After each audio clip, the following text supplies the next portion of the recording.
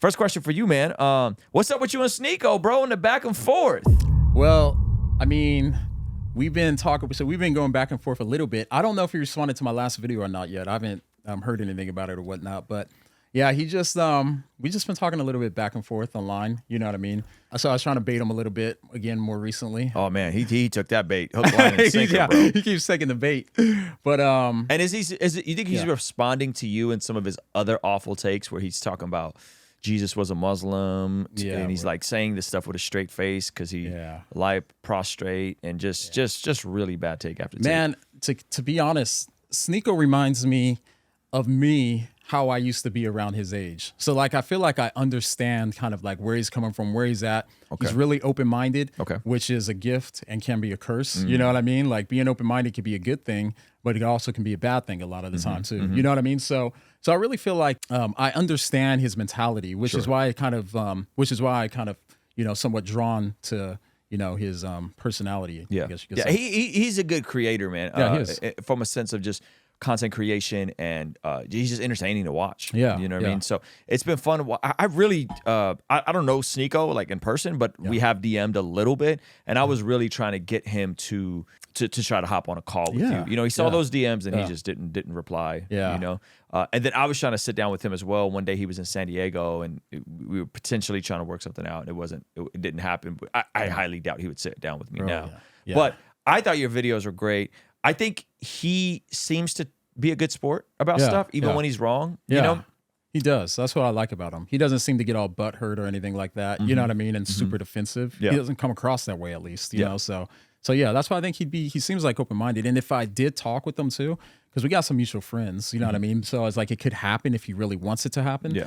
But if we did talk too, I mean, I'm not gonna try to like own him or something like that, you know, because I actually care about his soul. You know what I mean? It's like at the end of the day, that's why we're here. We care about people's like soul and what they're putting out into the world and that sort of thing. Right. I think maybe this is just me being naive, so feel free to push back. But I feel like some people just perhaps need the gospel presented to them in a linear way, right? Where it's not hyper religious and legalistic, but it's also not John Zerka, free grace. Just do whatever you want and live debaucherous, right? And I feel like SNEAKO may be one of those guys, but then again, watching your videos and seeing him sometimes not engage with good faith, I go, this is probably Ruslan being super optimistic about people. I don't know, man. I kind of lean that way too. I think that, and that's why I try to sneak in.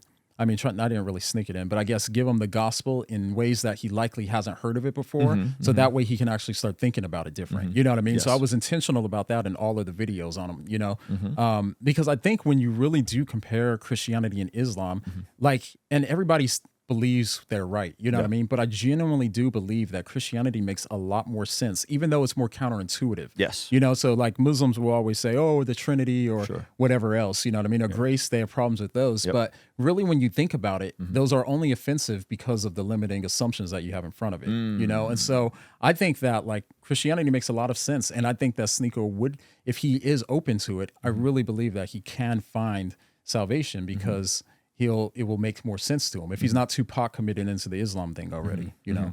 Yeah, I don't know how committed he truly is. Yeah. It's really hard to gauge, but well, socially though. Socially. Yeah, socially, he's definitely pot committed. Well, this is the interesting thing, man. I was talking to someone who is a follower of Jesus, but they're a baby Christian. Right.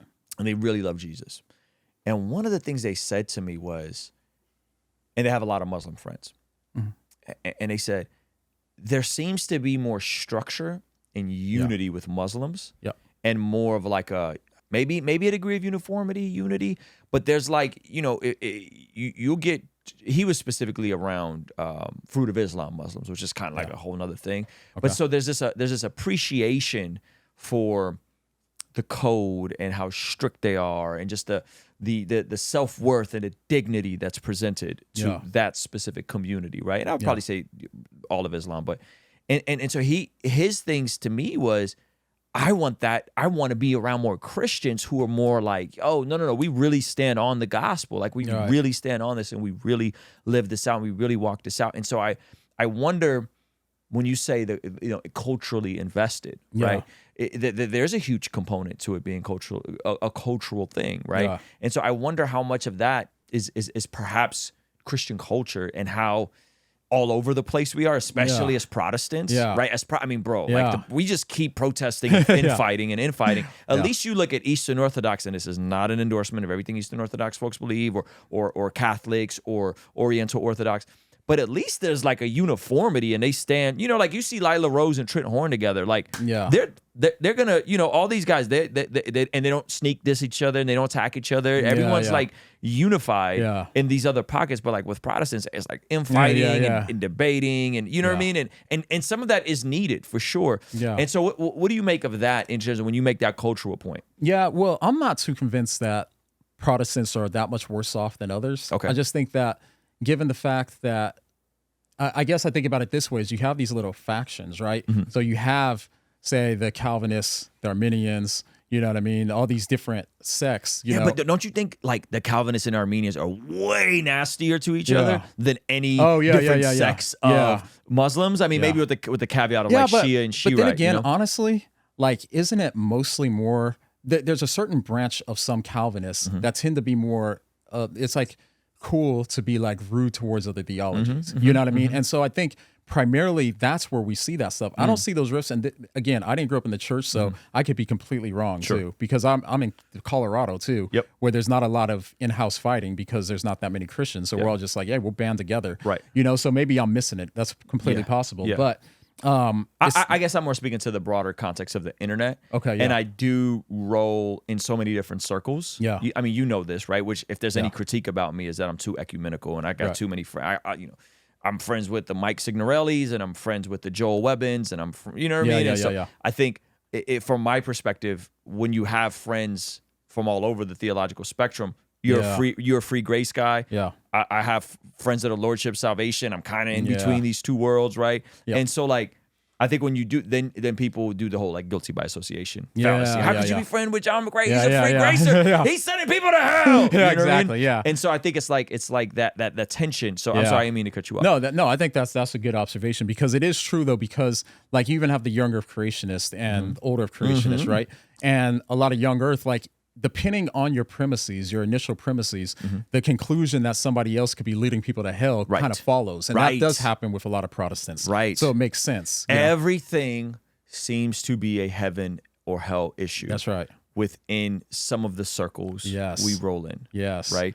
And so I think that's the tough part. Yeah. And I think there's a reason for it. I think the reason for it is because we tend to want to get our value from performance in some way. It makes sense in my head, at least, because it's like, if I can say I'm one of the good guys because of this, and then these other people are the heathens, they're living immoral or whatever, you can elevate your value before God mentally in some way without having to do much, right? That's why I'd see a lot of it is our sinful nature. It's not to say there's not a right theology, sure, and I'm sure all of our theologies are off in some sense, you know what I mean? Yeah. But I think that it's a lot of because that's where you realize when people first convert to Christianity, a lot of the time they're going to be more extreme, because it's that way of helping yourself feel more secure. Because the more I learn too, the more I really do realize that I don't know as much as I thought I did consistently. You know what I mean? And that's been consistent since I've been learning forever. Yep. And so that keeps me more kind of open to say, okay, maybe I don't have this as well as I thought I did. You know what I mean? But still, but yeah, so anyways, I think it is true that with a lot of Protestants, though, too, we can turn these things into idols. And that was my point of saying it, is that we do these things in order to elevate our value that we feel like, even subconsciously. Yeah, that's good. We see, according to the Bible, that prayer is extremely important in terms of us being transformed from the inside out when we get aligned with God's will. For the Christians watching this channel, I want you guys to implement these spiritual disciplines in your day-to-day life. And the only way I've been able to do this consistently is through writing down my prayers in a prayer journal that does a few things. One, it allows me to reflect and come to God humbly and ask Him to move on my behalf. And two, it allows me to document my prayers, which ultimately help me remember the very things that I was praying for and see the hand of God tangibly in my life when He answers them. So I would urge you, consider writing down your prayers. It could be in a blank notebook. It could even be on your phone. Or you could check out the one I personally designed and used for my own quiet time and spiritual discipline that I think will be a huge blessing. It's the exact structure and system that I've used for years to pray and be more consistent in my spiritual disciplines. You can pick yours up today by clicking the link in the pinned comment below. All right, I'll see you over there. Peace.